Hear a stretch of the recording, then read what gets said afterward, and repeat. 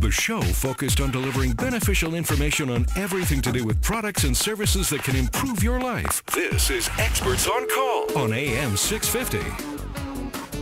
Welcome back to Experts on Call. On the program today, we're talking roofs and how to protect your investment, your home, which is covered by a roof, and it doesn't really matter what kind of home you live in. And I want to talk to our guest, Sean Lang, the president of Inter-Provincial Roof Consultants, in studio about something that we've alluded to a couple of times so far in the conversation, Sean, and that's this whole business of roof ventilation. Mm-hmm. What's the difference between the subject of roofing and roofing ventilation? Well, they kind of go hand in hand. A lot of people don't realize that your building is breathing. And what happens is that on some roof systems, if there's not enough air, the roof system, I should clarify, is a skin. Basically, mm-hmm. Okay, it's a membrane. Whether it's a shingle or it's an actual sheet membrane, it forms a skin that covers your building. Right. Underneath that skin are other components. There's insulation, and there may be attic spaces and joist spaces that have to breathe properly, or that skin is going to get damaged. So what I've seen happen on some buildings, let's take a large flat roof, for example. Okay. That flat roof joist cavity needs to have airflow in it. And if it doesn't have airflow in it, then what happens is you get a lot of stagnant, hot, moist air, depending on the other components of the building. If the vapor barrier is failing and your building has a high humidity level, that vapor is going to rise up and it's going to hit the underside of the roof deck. Now, if it can't dry out, what do you think is going to happen? Everything's going to rot within there. There's going to be mold that forms. There's going to be dry rot forming, and the components of the structure of the roof system are going to fail. Okay. So we've actually seen flat roof buildings where we go up on the roof to do a condition report, and you can barely walk on it. You can see the roof system is actually slumping between the trusses of the roof. Oh, really? Physically, you can see it. Like little buckles. Yeah, okay. You can see it. So we know where to step, thankfully, because we can step on all those trusses. Right. But otherwise, you'd fall right through. And we've written specifications to deal with those roof systems, and what has to be done is you got to take all the decking off, all the roofing, all the decking has to come off, and then if there's any rot that's actually hit any of the trusses, you have to repair those.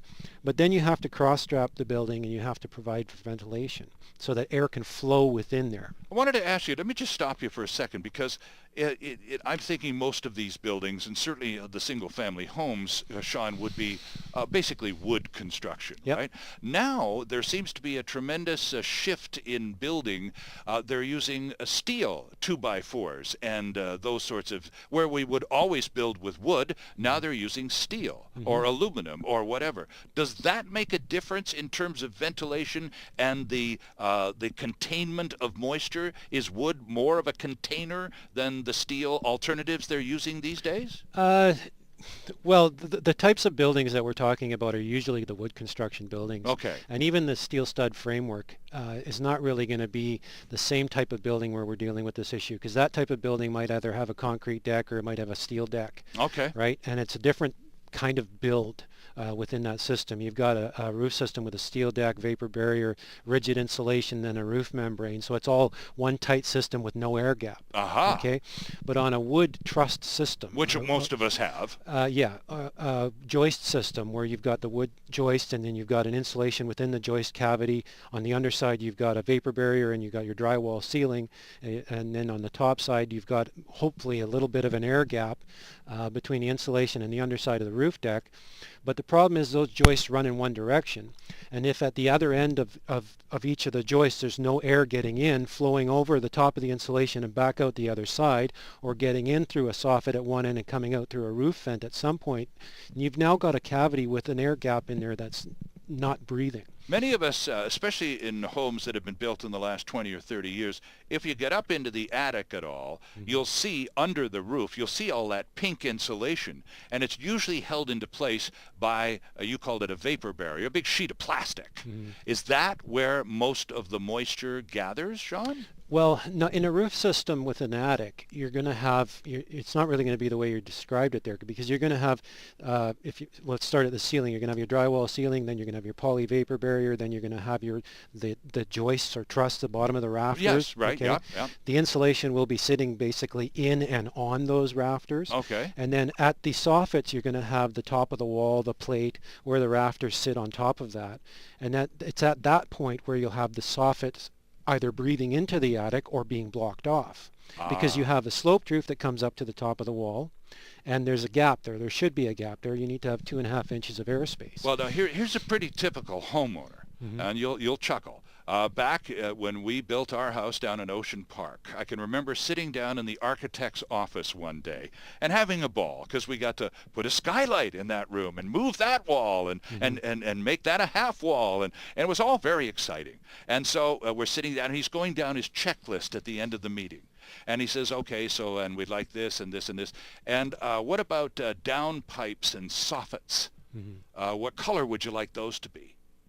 And I had to stop and go, what's a soffit? Oh. I hadn't a foggiest idea what a soffit was. Yeah. I don't think I'm that far out of whack when it comes, and I was the guy spending, even in those days, silly money building a house. And I had no idea what the man was talking about. Yeah. That's pretty typical, isn't it? Yeah, well, a lot of people don't know. I mean, they're just, they're not into construction, and they don't know what these building components are. And not only did I not know what it was, even more embarrassingly I didn't know what it did. Yeah, the soffit is the underside of the roof on the exterior of the building. Right.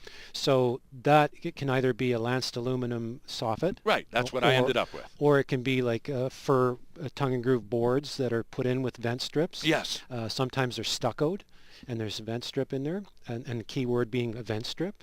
So there's either, there can be a strip vent that runs all the way along. It can be intermittent. It can be rectangular vents spaced every so often. But there has to be some form of air movement getting into the building. Now, we see in a lot of older homes around Vancouver, you'll see on the upper floor a little grill. Yeah, that's what I mean. kind of designed into the, usually in the shape of a stop sign or something. It's kind of ornate and nicely painted. Yeah. But that's a breathing grill. You're talking about a gable end vent. Yeah, on a pointed roof with a little thing that could be a window, but it's not. It's just a breathing hole. Now, a lot of those on the newer buildings are fake. Aha! So but on the older homes, they're not. They were there for a reason. To let the roof breathe. Yeah. So what we've seen is even on the newer ones where it's supposed to be a functioning gable end vent, the constructor has actually gone along and just drilled a couple of small holes and put it behind that vent. So there's minimal air movement, but not the amount that vent actually should be letting through. Okay. Those work really well if they're properly installed.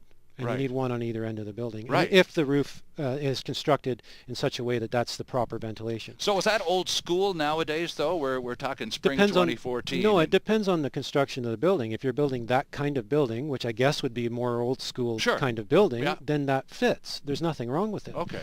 But ventilation is the key. Ventilation's the key. I mean, you have to have an inflow of air into the attic, and you have to have an exhaust, which is usually at the peak of the roof on a sloped roof building. If your roof isn't properly ventilated, Sean, what consequences will that mean, first to the roof, and secondly to the rest of the house that we may not think about? Because I'm just thinking of it as it relates to the roof, and I'm thinking, well, wait a second, there may be other side effects or consequences there too.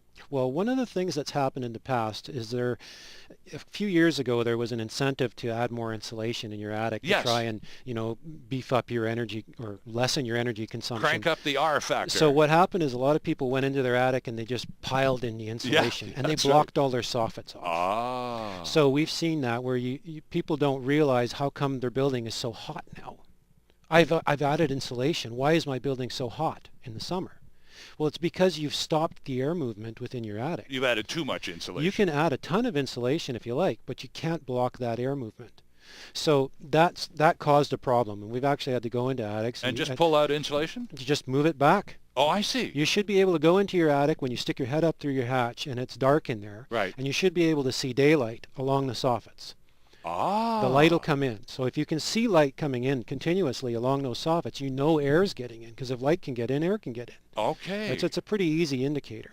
So that isn't it. Now, anyone can conduct that test. So yeah, you don't even really have to go deep into your attic. Get up on a little folding ladder and pop that little hatch open and have a look around.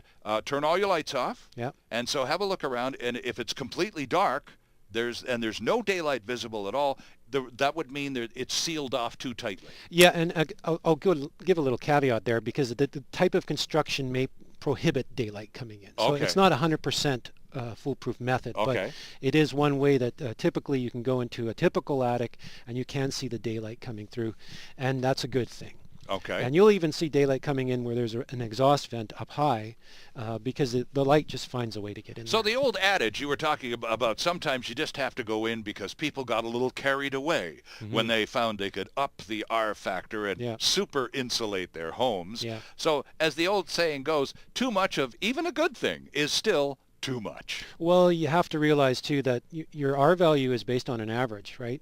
So you don't have to have a full continuous layer of the same thickness throughout the whole top of your building. It can diminish slightly at the edges and be slightly thicker as you get towards the middle of the building. And you'll take a value, like you measure the thicknesses, and you can actually do an average and give you an overall R value. Ah. Okay, so like when we're designing a sloped roof system which has sloped insulation, right, that insulation has an R value to it. So now if you're going from a minimal thickness of 1.5 inches where the drains are up to a 6-inch thickness towards the middle of the roof section, well, the R value at the 6 inches is going to be far higher than at 1.5 inches. For sure. So you have to take an average over the whole system to get your R value. Ah, okay. So you don't have to cram all that insulation towards the edges of the building to block off your soffits. Leave a little bit there. You want to make sure it's there. I'm not saying don't have any, right, because you definitely need it there, but you don't want to block off that ventilation. And that's been the mistake. Yeah. A little over enthusiastic attempt to insulate everything in sight. Exactly. And blocking the soffits. Yeah. So what happens So there, that's counterproductive then. It is counterproductive. I mean, now all of a sudden your building is choked. Yeah. It's excessively hot in the summer. It's not comfortable. So basically the air has to be able to get in and move within the attic. When you go up in the attic, it should be cool.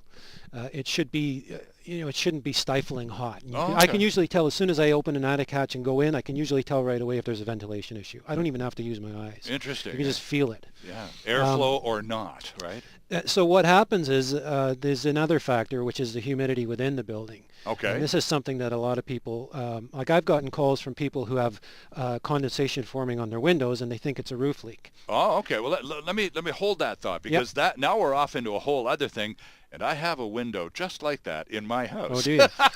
So, and I'm sure I'm not the only one listening to this that's and it's not a roof leak thing. Yeah. So, okay. Our guest is going to sort it all out for us in just a couple of minutes, because he knows what he's talking about. He's the president of Inter-Provincial Roof Consultants. Sean Lang is with us here on Experts on Call, with more still ahead. Stay with us. There's still more ahead with Experts on Call, the show focused on delivering relevant and beneficial consumer information. This is Experts on Call on AM 650.